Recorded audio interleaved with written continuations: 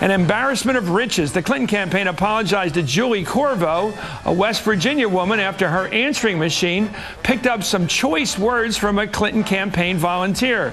The campaign worker, unable to get Corvo to answer her phone, unintentionally left this little sugar plum for the hoped-for contributor.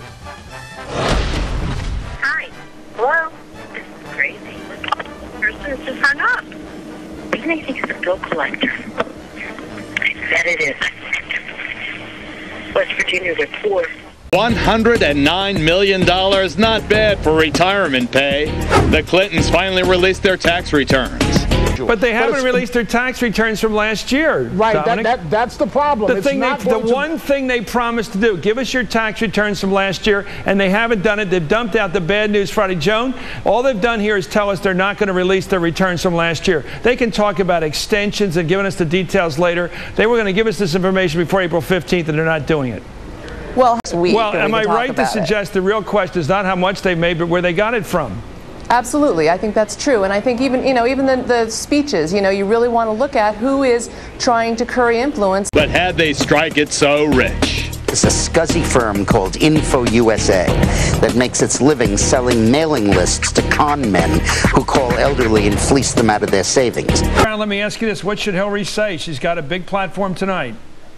Well, she should actually do her best to try to figure out how to get some of that money back that she's lent her campaign, which means that she's got to tell them something that will give them the idea they ought to put more money in to give her an opportunity to go till June, when, in fact, Barack Obama may very well have 2025. Can she rightfully ask people to contribute to her own debt repayment?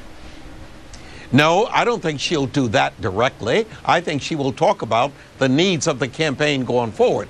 And obviously, all the indebtedness is part of the campaign going forward. She will not say, however, give me some money. But if she does succeed in getting a lot more cash and grabs 10 million of it, of the hot cash, that's not going to be too heartwarming, is it, for the contributors out there? Well, there's so many vendors out there. I think she'd be better off probably trying to pay off those vendors. That email, though, and that fundraising, I don't want to use the term Ponzi scheme, but if we were not talking about politics and the chance for a payoff for people who were investing or donating to a campaign were as little as the chances are of those who would donate to Senator Clinton's campaign right now, if we were not in a political setting, we might use the term Ponzi scheme or pyramid scheme. At what point does it become some sort of political scam to be insisting to people this can happen when the odds are the proverbial odds of passing the camel through the needle? Obama has the better shot at winning. He has a lot less baggage than the Clintons. And we just saw an illustration of that when they released their tax returns about how much baggage they carry. Well, how much money anyway, from the year 2000 to 2007, their cumulative total gross income, $109,175,175. Now, you need to do a little bit of math here, and I'll give you the answer so I don't have to go crazy. There's about 52 million of that from speeches that he gave, about 29 million of it from the books that Bill Clinton wrote, 10 million from Hillary's book, 1 million from Hillary's salary, 1 million from Bill's pension. You add it up, and guess what? It doesn't come to 109 million. It comes to 94 million. There's 15 million unsourced. And that can only have come from two places, because Hillary Clinton every year has to disclose not the amount, but the sources of Bill's income as her husband. And she has two sources. She says more than 1,000 from each. She doesn't have to say how much. One is a scuzzy firm called Info USA that makes its living selling mailing lists to con men who call elderly and fleece them out of their savings. They sold lists like gullible seniors or elderly with Alzheimer's. And then the second is... Well, what's Clinton's connection to that? He's paid by them. We have no idea what he does for it. We have no idea how much he's been paid for it. Hillary's disclosed over $1,000 a year that he's been paid by these folks. And the second is a partnership that Bill and Ron Burkle, the supermarket magnate, and the Emir of Dubai set up of the three of them, kind of like a sovereign wealth fund. And Bill was essentially paid a commission for bringing the Emir into Burkle's company that was called Ukaipa for managing their investment. And from these two sources, he was paid up to $15 million. Now, it couldn't be any other source, otherwise Hillary would have had to have listed it. Now, that raises a key question.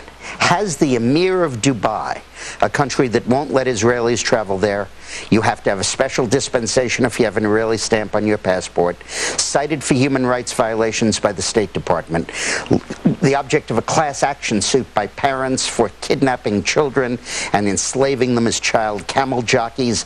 Wonderful place.